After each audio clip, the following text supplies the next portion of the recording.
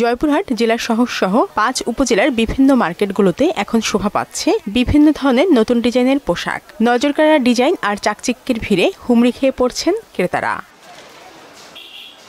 বিভিন্ন বিপণী বিতানগুলোতে নানা রং বেরঙের ভারতীয় শাড়ি, পাকিস্তানি থ্রি পিস ও লেহেঙ্গার বিপুল সমাহার, যেখানে দর কষাকষির চেয়ে নারী পুরুষ সবাই কিনতেই পছন্দ করছেন। পার্টি ড্রেস কেনার জন্য আজকে খুব মজা হচ্ছে। জামা কাপড় সব কেনাকাটা শেষ, মেকআপ টেকআপ শেষ, এখন জুতা বাকি আছে, তো জুতাটা এখন কিনবো। জামা কেনাকাটা শেষ, এখন জুতা মার্কেট করতে আসছি। এখন বের হচ্ছে গ্রাউন্ড টপস, তারপর হচ্ছে পাকিস্তানের জামা, তারপরে হচ্ছে গ্রাউন্ড।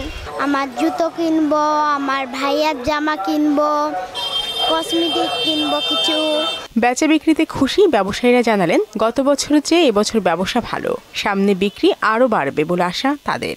রোজার 7 দিনের পর থেকে যখন কাস্টমার আনাগোনা হওয়ার পরে আমরা মোটামুটি একটু স্বস্তি লাভ করছি। কাস্টমার বলতেছে পার্সির কিছু কালেকশন আমাদেরকে দেখান, আর ঘাড়ারা অ্যাভেলেবেল চলতেছে, একদম পিচ্চি বাচ্চা থেকে শুরু করে বড় পর্যন্ত। গতবারের চাইতে এবারে মোটামুটি ভালো, তবে সুদবিহীন ব্যাংকিং এ আত্মশুদ্ধির পথ এনআরবিসি ব্যাংকের ইসলামিক ব্যাংকিং আল আমিন। এখনো যেহেতু সময় আছে, সেক্ষেত্রে হয়তো আমরা আশাবাদী যে ভালো একটা আমরা রেজাল্ট পাবো ইনশাল্লাহ। এদের বেচা কিনা মোটামুটি গত বছরের তুলনায় এবারে মোটামুটি আলহামদুলিল্লাহ কাস্টমার রেসপন্স ভালো পাচ্ছি।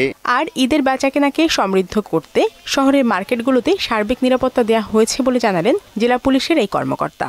যাত্রা থেকে শুরু করে যারা মার্কেটিং এ যাবেন তারা যেন সুষ্ঠু সুন্দরভাবে তাদের মার্কেটিং করতে পারেন, নিরাপদে বাসায় ফিরতে পারেন, সে ব্যাপারে আমরা আমাদের বিভিন্ন স্তরে আমাদের পুলিশ ফোর্স নিয়োজিত থাকবে। ঈদের শেষ সময়টাতে বেচাকেনা আরো জমে উঠবে এমন প্রত্যাশা ব্যবসায়ীদের। শারমিন স্বর্ণা, মোহনা সংবাদ।